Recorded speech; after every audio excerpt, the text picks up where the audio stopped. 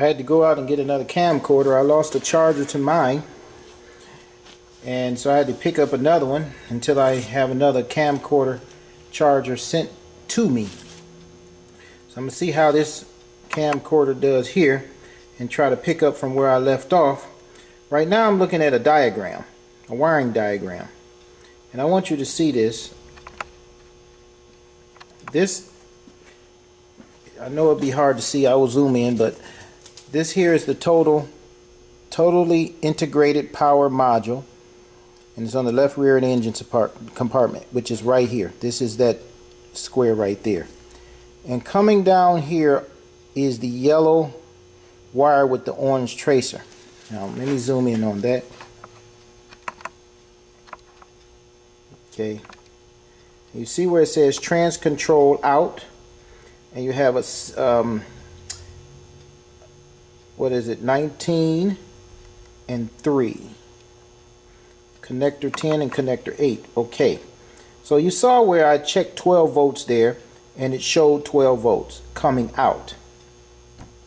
And you see, as you trace them down, you see it's at the left front of the engine, and there's a splice there, and it goes to the transmission range sensor.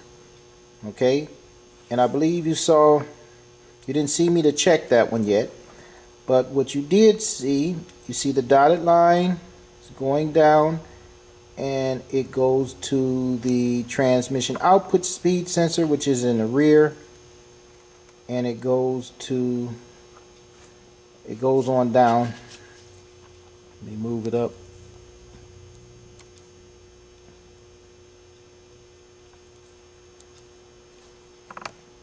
Okay, the yellow with the orange, it goes over to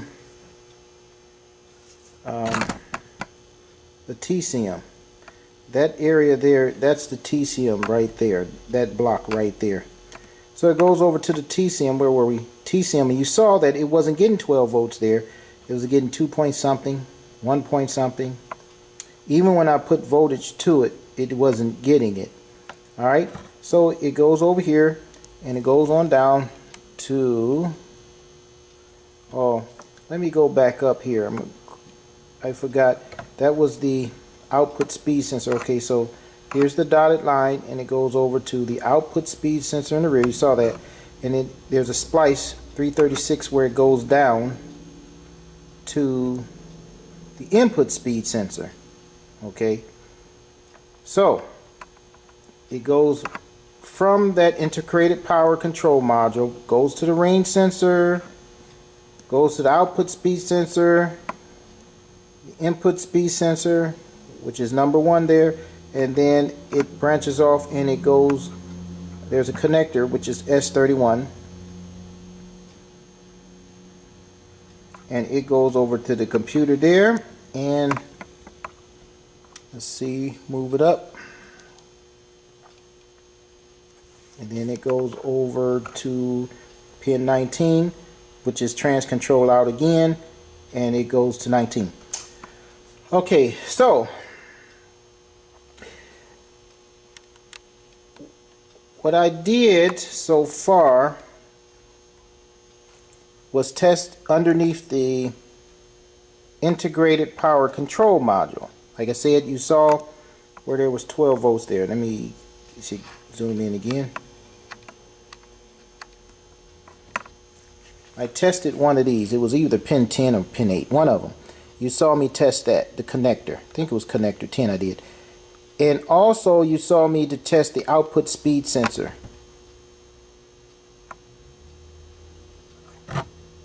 Output speed sensor.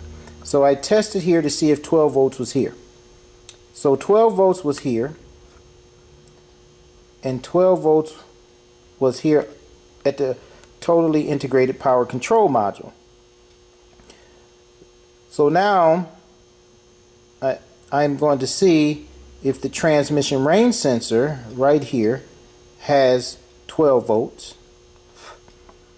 and then I'm going to check the input speed sensor. Where's the range sensor here? Which would be this one at 1, because here's where it's coming down, to see if there's 12 volts here. If there is 12 volts here, if there's 12 volts here, which we saw 12 volts here, but we see 12 volts here, we know it's 12 volts here. So if all of these have their 12 volts, then we know that the problem is going to be somewhere where the wire is continuing to go to the computer. Okay, and in that case, if there's a problem where the wiring is going to the computer, then I would be able to run another wire right off that power control module or integrated power control module box and go directly to pin 10, I guess, and pin 19. That's what it was on the computer. Now, if I was to take these two wires here and twist them together and run a single wire going up to the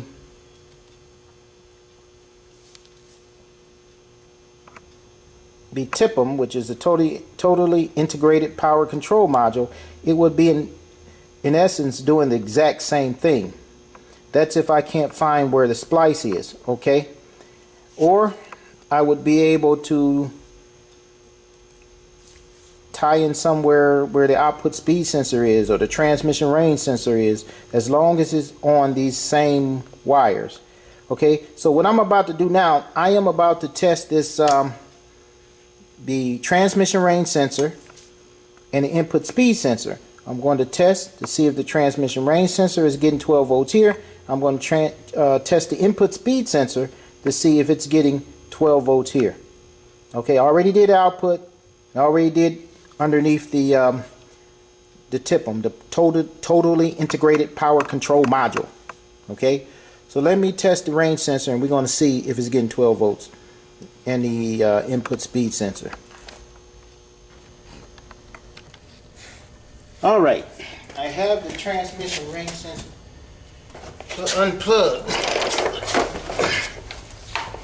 and I am going to check. I can't even see what I'm looking at. The yellow with the orange wire, see what the voltage is in here. Where is it? Here's the yellow with the orange. 1, 2, 3. 1, 2, 3. Alright. You see that? It's 12 volts. Oh, how can you get to this thing? Where's the camera? Right there. 12.15 volts. So it's getting 12 volts there. Next is the input speed sensor, which is there way at the top, which is hard to see. You don't see that? I should take this off. Take that off. Alright. Inputs, this is a camera, it's pretty good. Input speed sensor is here, and there's the yellow. Where is it? The yellow with the orange wire is that one right over there. I'm gonna check that in this pin, see if it get 12 volts. Hey.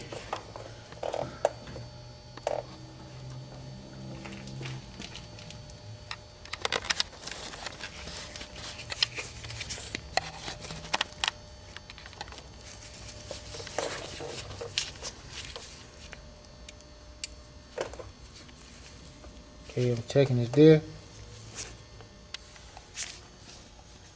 And what is it reading? Can you see anything? 12.16.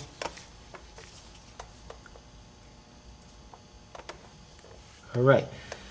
So it's 12 volts there. So it's 12 volts on the input speed sensor, output speed sensor, transmission range sensor, and under the TIPM, which is the totally integrated power control module.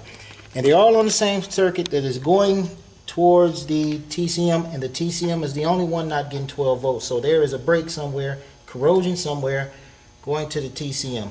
So we know that they has that.